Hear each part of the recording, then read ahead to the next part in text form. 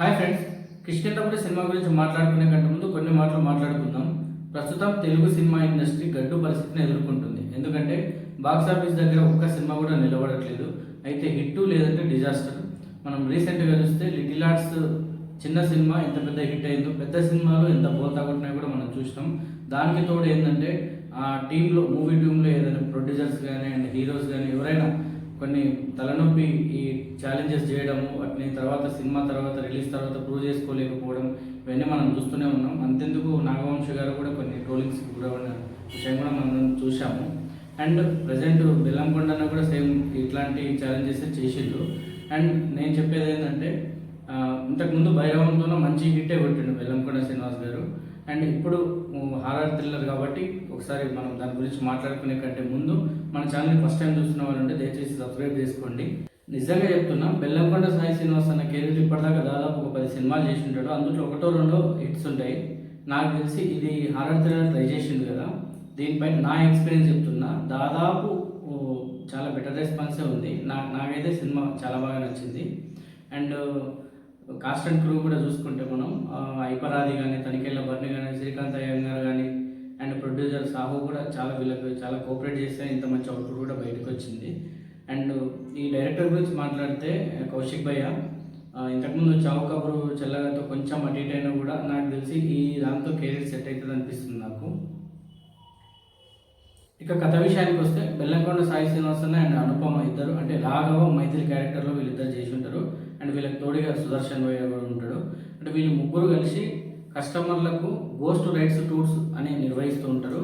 అంటే వీళ్ళు ట్రిప్కి వెళ్ళినప్పుడల్లా కొంచెం కస్టమర్లకు థ్రిల్ చేయడం వీళ్ళ పని. అండ్ వీళ్ళు ఒక 2 ట్రిప్ల తర్వాత 3వ ట్రిప్ ఏంటంటే కిష్కింధపురిలోని సువర్ణమయ అనే రేడియో స్టేషన్కి తీసుకుపోతుంటారు. వీళ్ళు ఎగ్జాక్ట్గా వీళ్ళు ఎంట్రీ ఇచ్చిన టైంలోనే అక్కడ ఒక వాయిస్ వినిపిస్తుంటుంది. ఒక 11 మంది చనిపోయి ఉంటారు. అందులో ఫస్ట్ ఒక 2 శవాలు బయటకు వస్తాయి. అంటే భద్రం అండ్ శ్రీకాంత్ అయ్యంగారిది వస్తుంటుంది. ఇది చూసి వీళ్ళంతా షాక్ అయ్యి అసలు ఏం జరిగింది అని తెలుసుకున్నప్పుడు మళ్ళీ ఒక వాయిస్ వస్తుంటుంది.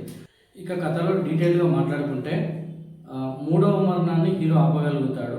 ఆపిన తర్వాత ఆ వాయిస్ ఎవరిది, అందులో ఉన్న విస్తృత పుత్ర ఎవరు, అతని తల్లి సెంటిమెంట్ ఏంది, ఇదంతా ఎందుకోసం జరిగింది అని తెలుసుకునే ప్రయత్నం హీరో కూడా చేస్తాడు.